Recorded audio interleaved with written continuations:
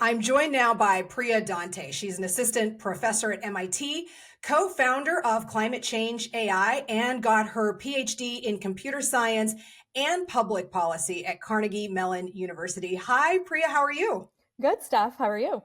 I'm fantastic. I'm glad that you made the time for us today. I have a lot of questions surrounding this topic, particularly because of a personal professional background when I used to cover agriculture and really all of the changes in the science behind improving the ways that we're growing our food using AI, and also just about the space in general, getting ahead of the climate change discussion. But before we do that, I want people to have an introduction to you. How did you get your start in this field?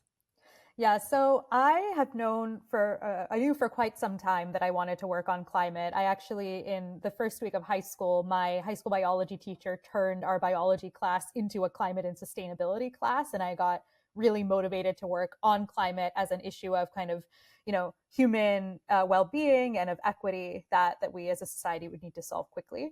But then I did not know exactly how I was going to work on it. So I went to college thinking maybe I would be a material scientist and try to discover how to create better solar panels. But I really fell in love with my computer science classes in the end and was a little bit confused because at that time I had no idea how computer science and climate fit together. But towards the end of undergrad, luckily I stumbled upon some work from researchers at the University of Southampton, which really made a case that AI and machine learning would be critical for integrating renewables into power grids and kind of managing all of the variability in power production that comes from the variations in weather.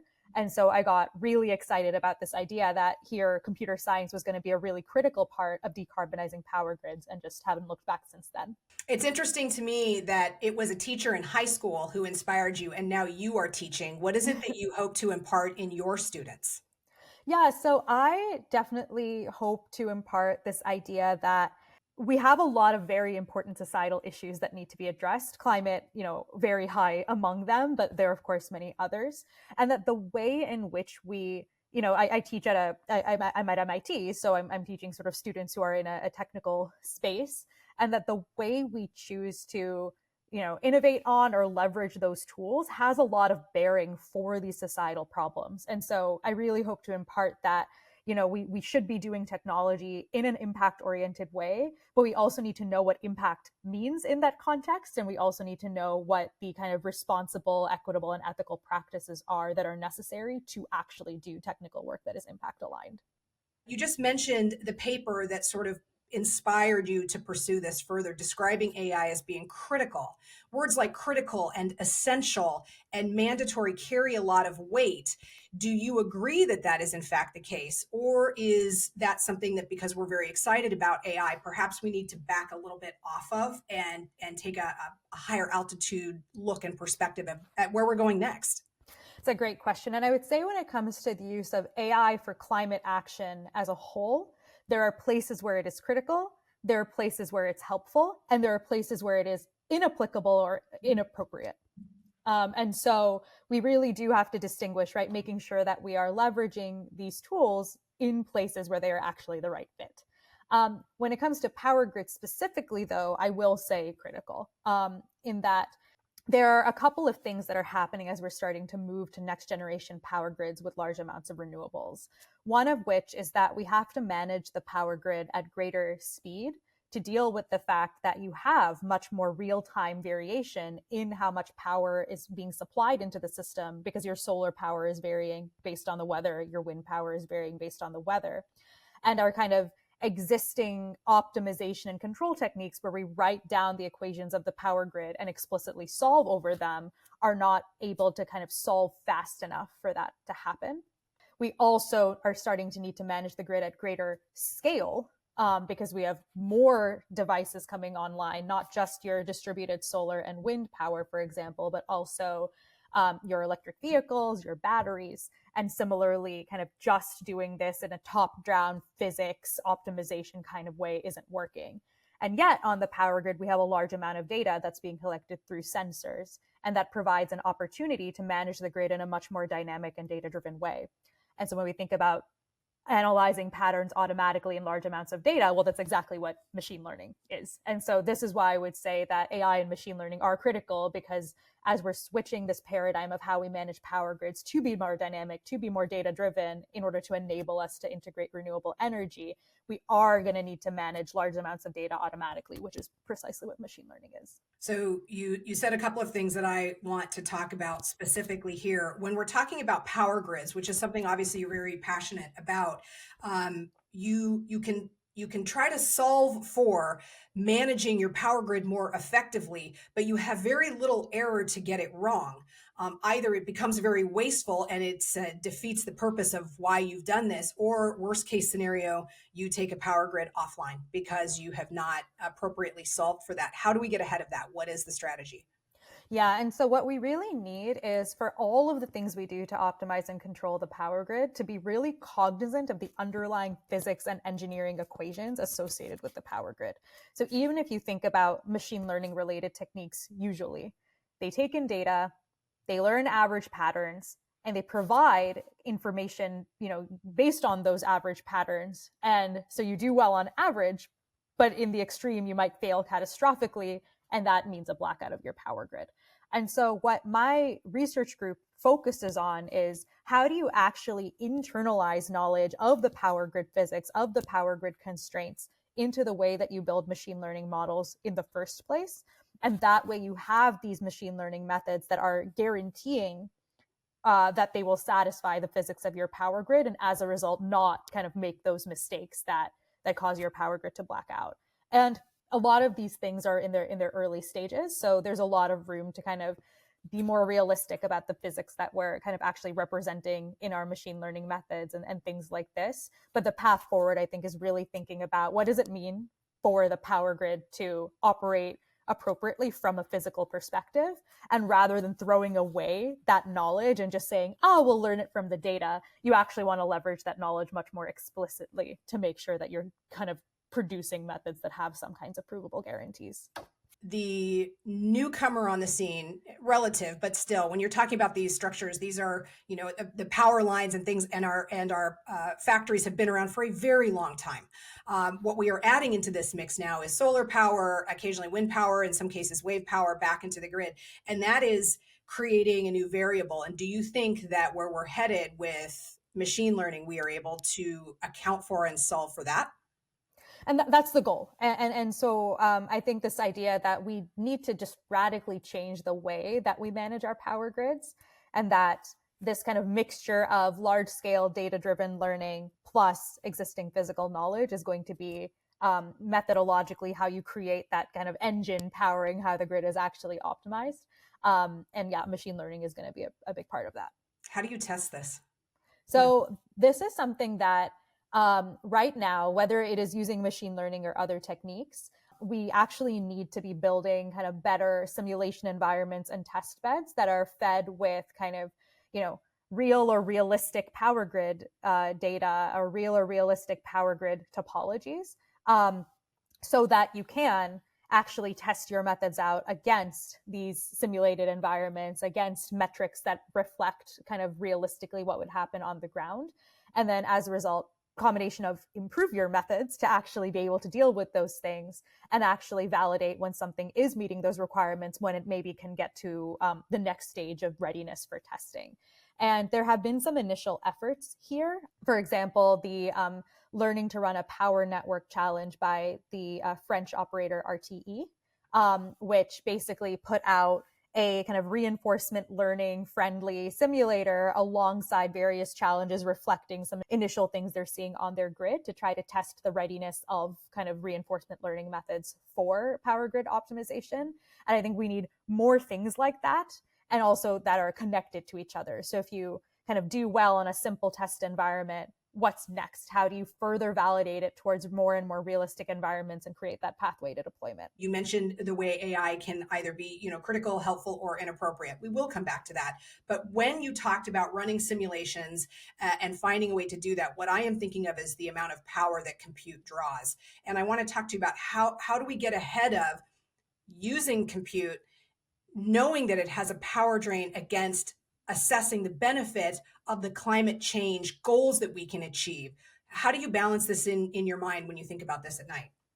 Yeah, and so I think it's also worth distinguishing, right? Like compute as a whole and machine learning specifically, both of which end up like playing a role in climate change related solutions, but where exactly it's really important to make this balance. So one thing I want to step back and maybe note is like what is the relationship of machine learning to climate as a whole? So we've talked a bit about ways in which machine learning can help, serve applications to address climate change. Your question kind of mentioned this issue of machine learning's own kind of carbon footprint through the computations it runs and the hardware that it's run on. And it's also important to think about the applications that machine learning is used for across society that may be actively kind of bad for the climate. So, AI for accelerating oil and gas exploration and extraction, and others that we don't necessarily think of as climate relevant, but actually have huge impacts on the climate. So things like AI for accelerating targeted advertising, which changes how we consume quite dramatically. AI for autonomous vehicles, which depending on how autonomous vehicles are developed, either may have the effect of kind of locking us into our kind of private forms of transportation on roads, or can instead be used to actually facilitate our transition to public and low carbon transportation by helping make better connections between different modes of transit. And then you also have things like AI for how we interact with information online. So kind of climate misinformation, for example.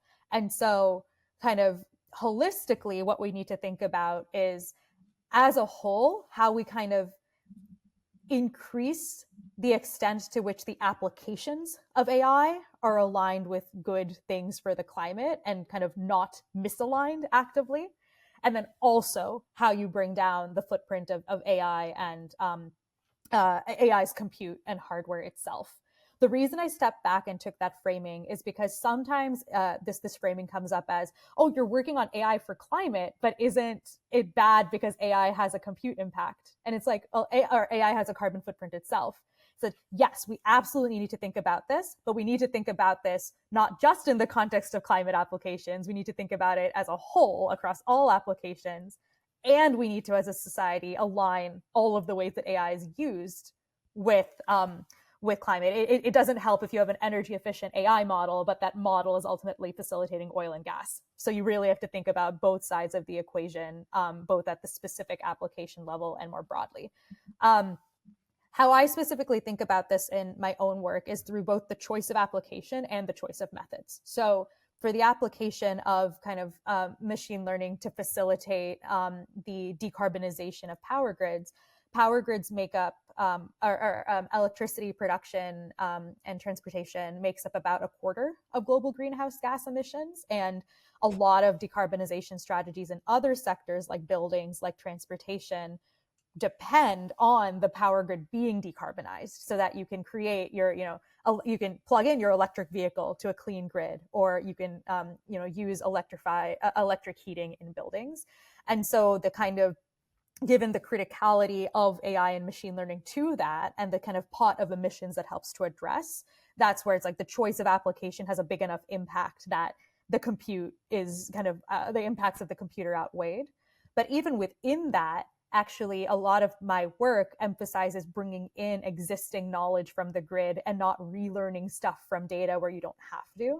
You end up getting methods that are more data efficient as a result, and and that don't have to be, let's say, as large, your machine learning models as a result, and that actually helps improve their efficiency from a like direct compute usage perspective as well.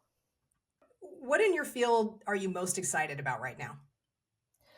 Yeah, I mean, I am really excited about the directions for machine learning to actually contribute to kind of optimization and control of power grids. So, machine learning on power grids has been used for a very long time. So, the kind of process of, for example, forecasting electricity demand in order to figure out how to balance the grid, that used to be done using rule-based systems. And in the last years, it's been, really, really common that you would use, machine learning to do this by just learning from past data how to predict future electricity demand.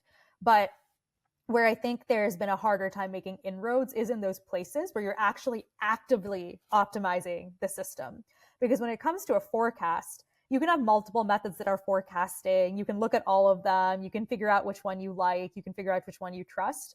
When you're optimizing a system, you are making a decision about what to do on the system, and it changes the state of the system going forward. And so, and you might break the system in the process. So there's a lot of care that needs to be taken in that decision.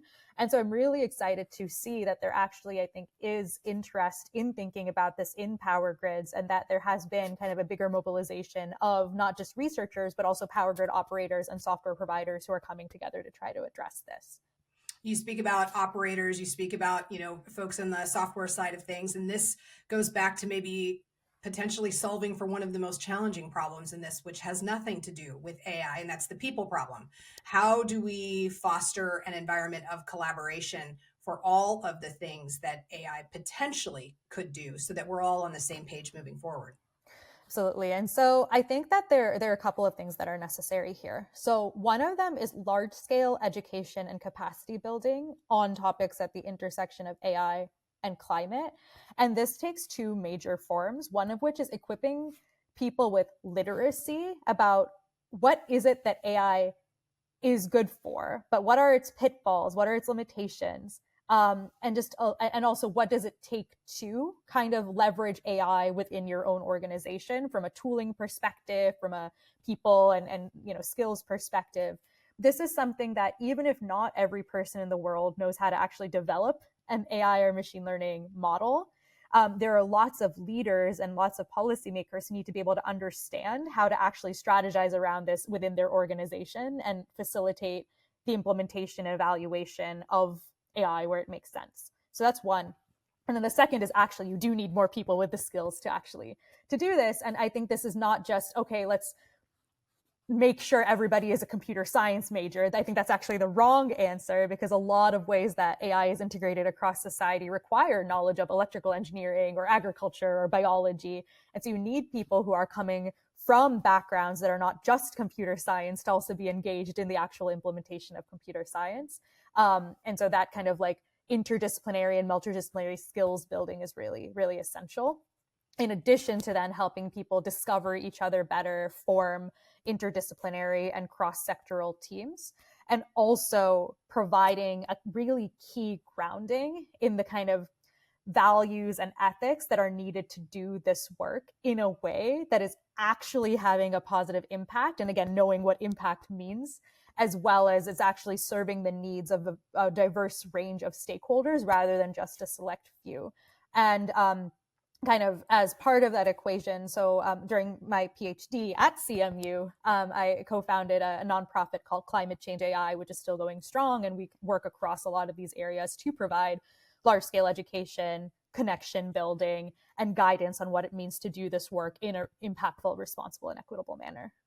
Congratulations on your continued success with that project. It sounds like it's just continuing to grow in the space, which is wonderful. I now want to go back to something you mentioned earlier, where we were talking about the sort of three tiers of AI in the climate change space. And you said, and we have touched on these, but I'd like to go through these also and make sure that I have them. What are the ways that AI is critical in solving the climate change problem? Yeah, so I think that AI is critical in, okay, let me actually step back and talk about the ways in which AI is being used to solve, to address climate change, and then maybe we can dive into certain aspects of criticality. So AI is being used in a variety of ways, from helping us to kind of take large streams of data like satellite imagery and turn it into actionable information that can be used for climate change related decision making. So for example, a coalition of entities called Climate Trace, which is using satellite imagery and on the ground sensor data to provide an independent third-party estimate of where the greenhouse gas emissions in the world are coming from at the facility level as an input to the UN climate change negotiation. So sort of information transparency there is the goal. We've already talked about things like prediction, so forecasting solar and wind power, as well as kind of optimizing systems such as heating and cooling systems in buildings in order to be more efficient. Then we've sort of talked about AI and its role in kind of accelerated science and discovery. through kind of for example, facilitating the creation of next generation batteries. And then one thing we haven't touched on is the role of AI in accelerating certain time intensive simulations like climate models, like energy models, or city planning models that actually model, for example, how wind is flowing through a city to figure out the overall efficiency of the city. These physical models are expensive to run, and so there are many uses of machine learning to better speed those things up, to downscale the outputs so that they can give you more relevant information, for example, at the city level rather than just the country or region level. And so there are lots of ways, from kind of providing information to actually automatically optimizing systems to facilitating science and engineering, that AI is playing a role. There are, I think, like I said, some places where I do think AI is critical, in that I personally don't see how we get to, for example, a decarbonized power grid without using large-scale data-driven analysis. And similarly, colleagues have argued things like large-scale biodiversity monitoring, for example. It's really hard to have people everywhere with kind of, being able to catalog exactly what is happening with all the biodiversity, but kind of getting large-scale sensors and being able to process that information at large scale is really essential. And then another form of criticality. So one form of criticality is, could the thing happen at all without AI? And so those are two examples where kind of taking large amounts of sensors and turning that into biodiversity information, or optimizing and controlling a system at the scale of the power grid with in a way that facilitates renewables. That's where, from a technical perspective, I'd say AI and machine learning are critical. There are other places where people may have different opinions about this idea of, though, like in order to make progress on climate change, you have to do things quickly. And so in places where AI is speeding things up that could have otherwise happened at a larger time scale, is that also another form of criticality. So some of these things, like getting that better battery by accelerating experimentation, or getting a better climate prediction at a particular city, for example, maybe there are other ways to have done that, that could have taken more time, but maybe AI speeds up the ability to do that in a way that kind of deals with the criticality of moving quickly. It sounds like the line between where AI is helpful and critical is thinner than the line between where AI is critical and absolutely inappropriate. Can we cover some of those examples as well? Absolutely. So I think that, well, okay, so one way in which AI can be not wholly inappropriate, but maybe not the right first step, can be in situations where there exists another step that you should take before leveraging AI. So let's talk about, for example, optimizing the heating and cooling systems in buildings. You can put all sorts of fancy automation on your heating and cooling system, but if you haven't insulated the building in the first place, one, you've missed actually a really critical, kind of less high-tech way to do something very good. But then also, your automated system might actually be miscalibrated, because then when you put the insulation in, it has to relearn how to actually optimize the building in that context. So there are places where AI is helpful, but it's not necessarily the first step.